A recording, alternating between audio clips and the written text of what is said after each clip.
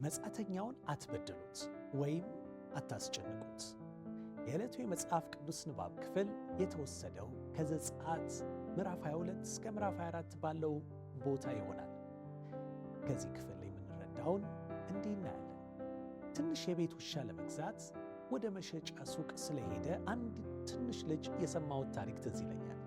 ልጁ ለሽያጭ ከቀረቡት ውሾች መካከል እግሩ አንካሳ የሆነውን ቡችላ ምርጫው ሲያደርግ አሻሻጩ ግራ ገባው። ምክንያቱም ያንን ቡችላ ማንም የሚፈልገው እስካሁን አላየም ነበርና። ምናልባት ይህ ትንሽ ልጅ ይህንን የቡችላውን ችግር በደንብ ሳያስተውል ቀርቶ እንዳይሆንና በኋላ ለመመለስ እንዳይቸገር ብሎ ውሻው ግን ትንሽ አንካሳ መሆኑን አይተሃል አለ። ልጁ አዎ በደንብ አይቻለሁ፣ እንዲያውም ለዛ ነው የመረጥኩት አለ። አሻሻጩ በዚህ መልስ ግራ እንደተጋባ የተመለከተው ይህ ትንሽ ልጅ የግራ እግሩን ወደፊት ዝርግት አድርጎ ሱሪውን ወደ ላይ በመሰብሰብ በጣቱ ማመልከት ጀመረ። አሻሻጩ ወደ ልጁ እግር ሲመለከት ሰው ሰራሽ እግር እንደሆነ ተረዳ። ከዚያም ልጁ እንዲህ አለው፣ አካል ጉዳተኝነት ምን እንደሆነ ይገባኛል። ስለዚህ ይህን ቡችላ ማሳደግ እፈልጋለሁ አለ።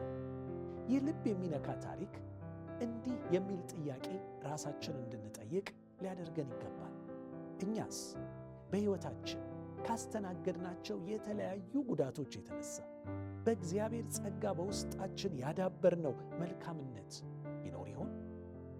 በሕይወት ጎዳና ከሚገጥሙን ጥሩ ያልሆኑ ልምምዶች መልካም ትምህርቶችን ቀስሞና ጥሩ ባህሪን አዳብሮ ማለፍ የእግዚአብሔር ሐሳብ ነው። እስራኤላውያን በግብፅ መጻተኛ ሆነው ያሳለፉት እጅግ ከባድ መከራ እንደ እነርሱ መጻተኛ የሆኑትን እንዳይበድሉ ወይም እንዳያስጨንቁ ግድ ሊላቸው እንደሚገባ ጌታ አሳሰባቸው። እኛስ እንዴት ነን? የተነሳንበትን ድህነት ረስተን ድሆችን የምንጸየፍ ነን ወይስ ያለንን ለማካፈል የምንቸኩል? መጥፎ አለቃ አሰቃይቶን በብዙ ጸጋ የእድገት እርከኖቻችንን ተወጣጥተን አለቅነትን ያገኘን መሆናችንን ረስተን በሌሎች ላይ በክፉ አለቅነት የምንሰለጥነን ወይስ ርኅራኄን የምናሳይ? በትምህርት ደካሞች የነበርን በሌሎች ድጋፍ ብዙ ዕውቀት ቀስመን ነገር ግን ዛሬ ላይ በትምህርት ለሚቸገሩት ግድ የማይሰጠን በዕውቀታችን የምንታበይነን ወይስ ሌሎች ለእኛ ያሳዩትን መልካምነት እኛም ለሌሎች የምናሳይ? እግዚአብሔር ከምን እንዳነሳን ሁል ጊዜ በማሰብ በትሕትና ዝቅ ብለን ለምስኪኖች የሚራራ ልብ ይኑረን። ከወደቅንበት እንነሳ ዘንድ የተዘረጉልን ክንዶችን በማሰብ እኛም ለወደቁት ክንዳችንን እንዘርጋ። በዚህም የእግዚአብሔርን ፍቅር ለብዙዎች ማካፈል ይቻለናል። እናም እንዲህ ብለን እንጸልይ።